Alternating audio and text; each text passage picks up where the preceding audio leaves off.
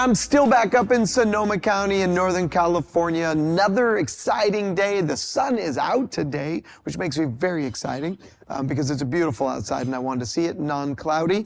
Listen, lots of great interviews happening this week at NSM 2024. And up next, I'm really excited about this one, is David with Epiphan to talk about something new that they're bringing up to the market. David, welcome. Thank you, Nick.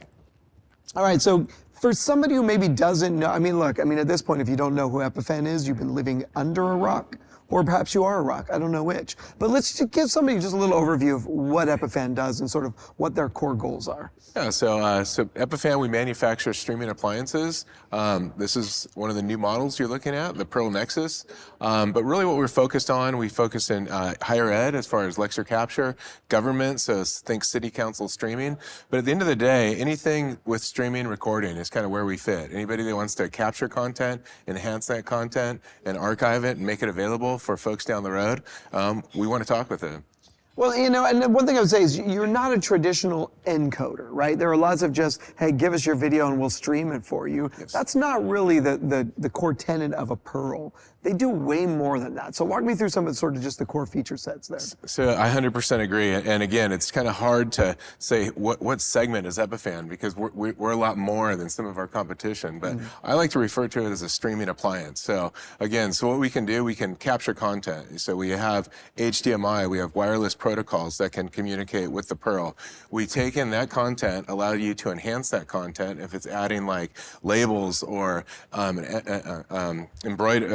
some type of label that you can integrate with the video and the content, we can do that as well. It also allows you to record that content locally and then upload that at a later time to like a NAS device or even a cloud-based solution. So if you weren't necessarily streaming that day, you could still record and then push the content after the recording. 100%. Yeah. So this is great for going out in the field, so to speak, where maybe you're remote and you don't have any kind of internet at all, you can still use the box. We stream it and record it all at the same time within the same workflow. And not only that, we can stream to multiple CDNs. So if your customer wants to say, go to Facebook Live, YouTube concurrently, another CDN, not a problem.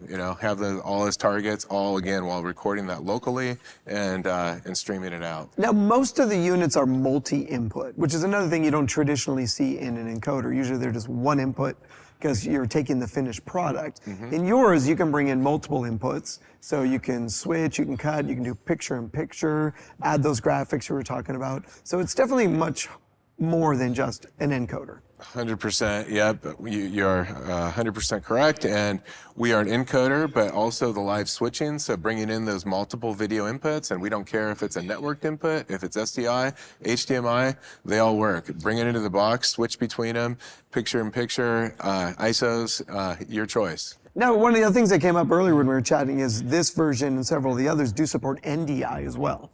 Correct. Right. There are a lot of NDI-based cameras on the market, and so being able to tie that directly into one of these is pretty awesome. Yeah. Now, specific to this one, this is a little different form factor than the other versions. Most of the others were more of an appliance to sit on a desktop. They look more like a VCR or something of that nature. This is a little different with the rack gears. Why the change? Why the move down this path? Yeah, so as a sales guy, this unit excites me, right? So we've taken the input from some of our largest customers throughout the U.S. Happens to be a lot of higher ed government applications, which are typically our multi-unit deals. So by taking that input from our customers, right? So it's not something that we just came up with, and as a marketing department, engineering department, we've got this from some of our larger customers. So it's those multi-unit opportunities. So think lecture capture, universities, guys that want to do like the entire school of business or frankly the entire campus. This is a great fit. This is something that they've been asking for, something that they can put in a rack. They don't, a lot of like churches, maybe city council streaming, they like the touchscreen for confidence monitor and management, but at a larger scale, customers want to put these in a rack so it's behind the scenes. With Epiphan Edge, which is a remote management tool, it gives them the opportunity to manage those all remotely from either on the network or they get a single pane of glass into units across the U.S. and managing those all from Epiphan Edge. Now, I'm going to go on an assumption here and assume this is about a half rack wide. And so we could do two of these side by side. Yeah, I think so, but good question. I'm Yeah, kind of we'll dig into that one. We'll dig into But I that. mean, Yeah, but ideally, this is really designed for density in a sort of more of a blade-like design, where we can have a lot of these in a rack, be managing a bunch of classrooms on campus, but not have to have them all over campus. You're exactly right. Think centralized at scale, the ability to put those all in one data center and then manage them all remotely while filling those recording, encoding, and streaming needs across campus or across, let's say, a government entity. Brilliant. Now, so it's kind of interesting. So you talk a little bit about the edge platform, being able to manage them. The encoders are not the only piece of what Epiphan does. You do have some software, for cloud, for other. Can you talk a little bit about sort of the other side of where Epiphan sits? Yeah. So from a hardware perspective, like I said, we have the Nano, the Mini, now the Pearl Nexus, and the Pearl 2. So we've pretty much covered the entire sizing needs that you would see within an enterprise. But what really I feel differentiates Epiphan from our competition is Epiphan Cloud. And what we see Epiphan Cloud is as an umbrella of all things software-based Epiphan. So we brought in Epiphan Connect, which is a product that allows us to extract attendees from, say, a Zoom or a Teams meeting, and then bring in those extractions at the server level into Epiphan Cloud, which would be either a Pearl destination or Epiphan Unify, which is our encoding platform in the cloud. So think of it as like a Pearl in the cloud. Nice. So just a lot of options out there. So what I really feel Epiphan's doing a good job of is by building this umbrella of Epiphan Cloud and then bringing in all of these software feature sets that your customers can subscribe to that allow them to get more out of the traditional hardware Pearl platform. Yeah, totally. So that's what excites me about the future. But you guys, from a cloud perspective, you do work with all the CDNs, with all the cloud LMS platforms. I know Panopto's a big partner of yours. How do you work alongside Panopto, and what does that relationship look like? Yeah, so from a sales perspective and interoperability, Panopto has been great for us, for both companies. It's one of those relationships that has been win-win for both of us.